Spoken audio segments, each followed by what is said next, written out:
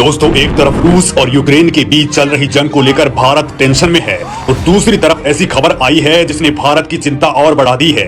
ये खबर सुनकर आप भी चौंक जाएंगे, आपके पैरों तले जमीन खिसक जाएगी और चेहरे पर हवाइयां उड़ने लगेंगी।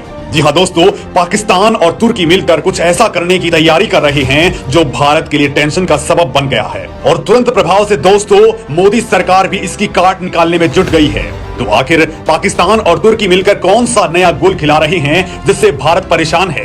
पाकिस्तान और तुर्की की वो सारी कारस्तानियां इस वीडियो में मैं आपको बताने वाला हूं जिनके लिए आप भी बेकरार होंगे। तो चलिए दोस्तों शुरू करते हैं पाकिस्तान और तुर्की की इस ग़रामात के बारे में आपको बताने के लिए। लेकिन उससे पहले आपको भारत के तुर्की से रिश्तों की बात मैं पूरी तरह से बता दूं जिसके बगैर कहानी कुछ समझ नहीं आएगी। बिना इस पटकथा को जाने आप पूरे की पूरे षड्यंत्र को नहीं समझ पाएंगे। कैसे भारत का विरोधी बन गया तुर्की? पाकिस्तान चीन ने पिला दी कौन सी घुट्टी?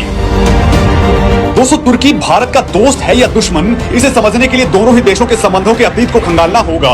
भारत जिन देशों के साथ संबंधों को तरजीह देता था उनमें कभी तुर्की भी शामिल था, लेकिन दूसरे विश्व युद्ध के बाद जब दुनिया अमेरिका और तत्कालीन सोवियत संघ की अगुवाई वाले दो ध्रुवों में बंट गई और शीत युद्ध का दौर शुरू हुआ तो तुर्की अमेरिकी खेमे में चला गया और पश्चिमी देशों के संगठन नेटो में शामिल हो गया। तुर्की की देखा देखी पाकिस्तान भी अमेरिकी खेमे में शामिल हो गया, जिसके बाद भारत से उसकी दूरी बढ़ने लगी जबकि पाकिस्तान के उसके संबंध मधुर होने लगे।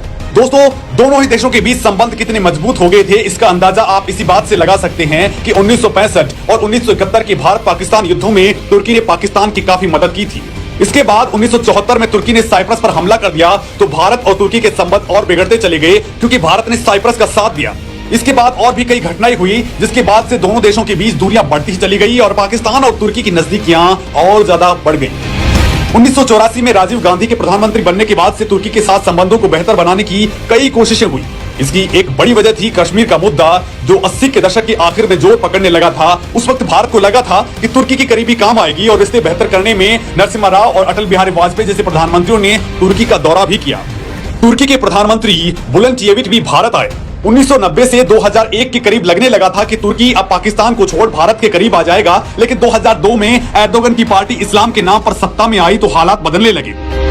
एर्दोगन के शासन के दौरान भी भारत और तुर्की के संबंधों को बेहतर करने की कोशिश हुई, लेकिन ये परवान नहीं चढ़ सकी। दरअसल इसके दो कारण थे। पहला कारण तो ये था कि दोनों ही देशों के बीच व्यापार असंतुलन है। दरअसल भारत तुर्की को ज्यादा सामान भेजता था लेकिन वहां से आयात बहुत ही कम करता था, लिहाजा तुर्की चाहता था कि इसे दुरुस्त कर लिया जाए, भारत अपना आयात बढ़ाए, साथ ही मध्य पूर्व में तुर्की के साथ मिलकर प्रोजेक्ट्स पर काम करे। वहीं दूसरी समस्या ये थी कि तुर्की के पास अपना तेल और गैस नहीं है, इस वजह से वो न्यूक्लियर पावर या परमाणु बिजली बनाने की तैयारी करना चाहता था क्योंकि दोस्तों उनके यहाँ उसी तरह के थोरियम मौजूद हैं जिस तरह से भारत के केरल में पाया जाता है और तुर्की चाहता था कि भारत उसे थोरियम से बिजली बनाने की टेक्नोलॉजी दे दे, लेकिन भारत ने इससे साफ इनकार कर दिया। इस मुद्दे को लेकर एर्दोगन खुद 2 बार दिल्ली आए लेकिन उन्हें निराशा हाथ लगी। दोस्तों, इसके बाद से एक तरह से भारत की नजदीकी इजराइल, सऊदी अरब, संयुक्त अरब अमीरात और अमेरिका जैसे देशों के साथ बढ़ती चली गई, वहीं तुर्की दूर होता चला गया। दोस्तों, भारत और तुर्की के बीच की कड़वाहट और तब बढ़ गई जब तुर्की में 2016-17 में बगावत हुई। तुर्की ने इसके लिए अमेरिकी स्थित धार्मिक नेता फैतुल्लाह गुलान के संगठन को जिम्मेदार ठहरा दिया और दोस्तों भारत से अपने देश में इस संगठन की चलाई जा रही गतिविधियों को बंद करने की अपील कर रहा था, लेकिन भारत ने ऐसा नहीं किया, जिसके बाद तुर्की कश्मीर का मुद्दा उठाने लगा। संयुक्त राष्ट्र अधिवेशन में भी उसने कश्मीर का मुद्दा उठाया और इस मुद्दे पर पाकिस्तान का समर्थन किया।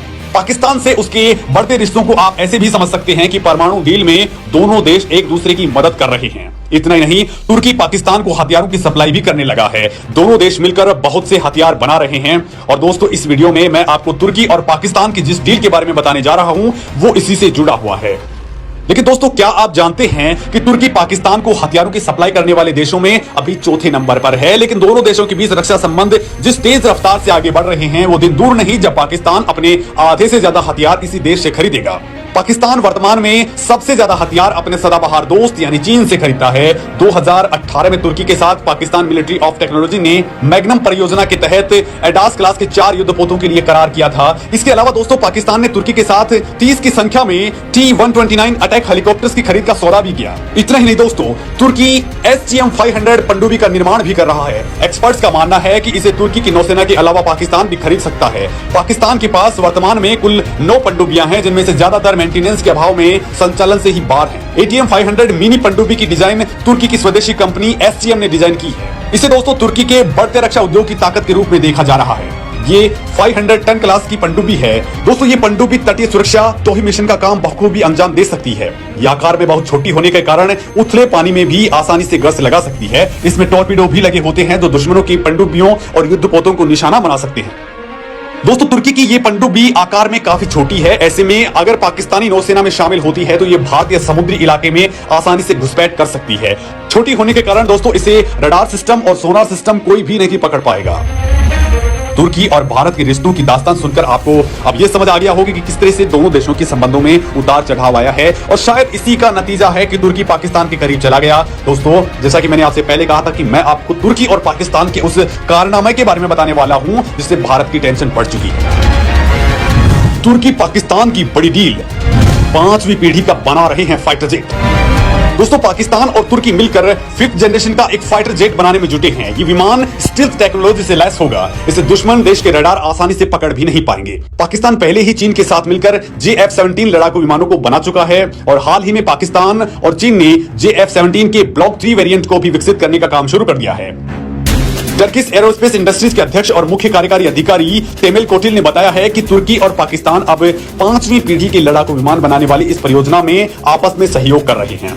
वहीं दोस्तों पाकिस्तानी अखबार बिजनेस रिकॉर्डर ने भी बताया है कि दोनों देश TFX नाम का एक लड़ाकू विमान बना रहे हैं। मीडिया रिपोर्ट्स के मुताबिक 2 इंजन वाले सभी मौसम में संचालित होने वाले इस स्टेल्थ लड़ाकू विमान TFX के आगामी 3 साल में पहली उड़ान भरने की योजना पर काम कर रहे हैं। पाकिस्तान और तुर्की ने कई रक्षा परियोजनाओं में मिलकर साथ काम किया है जिसमें हेलीकॉप्टर्स की खरीद और ड्रोन टेक्नोलॉजी भी शामिल है। दोनों देश एक दूसरे के क्षेत्र में रक्षा सहयोग बढ़ाने पर नजदीकियों से काम कर रहे हैं। तुर्की के अधिकारियों ने इस मामले में कहा है कि उनका देश पाकिस्तान को एक रणनीतिक सहयोगी के रूप में देखता है। उसके साथ मिलकर सिपे long range missile defence project पर काम कर रहा है। इतना ही नहीं, चीन और पाकिस्तान ने भी मिलकर मिसाइल निर्माण पर एक मेमोरेंडम ऑफ अंडरस्टैंडिंग साइन की है। दोस्तों इसमें दो राय नहीं है कि भारत की वायु शक्ति पाकिस्तान से बेहतर है। इसका अंदाजा इसी बात से लगा सकते हैं कि भारत की वायुसेना की गिनती दुनिया की 4थी सबसे शक्तिशाली वायुसेना के रूप में होती है। भारत के पास कई आधुनिक विमान हैं जिसमें रफाल, सुखोई और मिग जैसे विमान शामिल हैं जो दुश्मनों के दांत खट्टे करने में महारथी हैं। भारत का तेजस भी दुश्मन को आंख दिखा रहा है। हमारे आधुनिक हेलीकॉप्टर से भी दुश्मन खौफ खा रहे हैं, लेकिन भारत के पास फिलहाल 5वीं पीढ़ी का कोई लड़ाकू विमान नहीं है जिससे उसे दुश्मन से लोहा लेने में मुश्किलों का सामना करना पड़ सकता है। हालांकि दोस्तों भारतीय कंपनी हिंदुस्तान एरोनॉटिक्स लिमिटेड ऐसे प्रोजेक्ट पर पहले से ही काम कर रही है, लेकिन तेजस के विकास के इतिहास को देखते हुए विमान के अगले 5 साल तक उड़ान भरने की कोई संभावना नहीं है। लिहाजा ऐसे वक्त में अगर पाकिस्तान के पास ये तकनीक आ जाती है तो भारत के लिए चिंता का सबब होगा, क्योंकि दोस्तों अभी तक रूस, अमेरिका और चीन ही 5वीं पीढ़ी के लड़ाकू विमानों को ऑपरेट कर रहे हैं और अगर पाकिस्तान को ये फाइटर जेट मिल गया तो उसकी वायुसेना की ताकत में काफी इजाफा हो जाएगा, जो भारत के दृष्टिकोण से ठीक नहीं है। हालांकि पीएम मोदी की कोशिश है कि भारत को जल्द से जल्द 5वीं पीढ़ी के लड़ाकू विमानों से लैस कर दिया जाए, क्योंकि पाकिस्तान ही नहीं ड्रैगन को भी घेरने के लिए इसकी तगड़ी जरूरत है। लिहाजा दोस्तों भारत रूस के साथ ही अमेरिका से भी अपने संबंधों को तेजी से मजबूत कर रहा है, जिससे कि 5वीं पीढ़ी का विमान भारत को मिल जाए, साथ ही इसकी टेक्नोलॉजी भी भारत को मिल पाए। दोस्तों यहां मैं आपको यह बात भी बता दूं कि भारत को 5वीं पीढ़ी के फाइटर जेट्स देने के लिए अमेरिका तैयार है, तो वहीं रूस भी कह रहा है कि उनका Su-57 भारत ले सकता है। लेकिन दोस्तों ये इनकी तकनीक भारत को नहीं देना चाहते, लिहाजा बात यहीं पर आकर अटक जाती है। बिना तकनीक को जाने भारत अमेरिका से फाइटर जेट्स नहीं लेना चाहता, क्योंकि ये भारत के लिए घाटे का सौदा होगा। दोस्तों पाकिस्तान आने वाले वक्त में भले ही 5वीं पीढ़ी के लड़ाकू विमान हासिल कर ले, वैसे इसकी संभावना बहुत ही कम है, क्योंकि कंगाल पाकिस्तान के पास फिलहाल इतना बजट नहीं है कि वो इस तरह की बड़ी परियोजनाओं पर काम अच्छे तरीके से कर पाए। और जाहिर सी बात है कि बजट के अभाव में उसकी बहुत सारी परियोजनाएं फिलहाल बर्बादी के कगार पर हैं, तो जाहिर सी बात है कि वो 5वीं पीढ़ी का विमान हासिल कर लेगा, इसमें शक जरूर है। दोस्तों इस मामले में आप क्या कुछ सोचते हैं मुझे कमेंट लिख करके जरूर बताएं।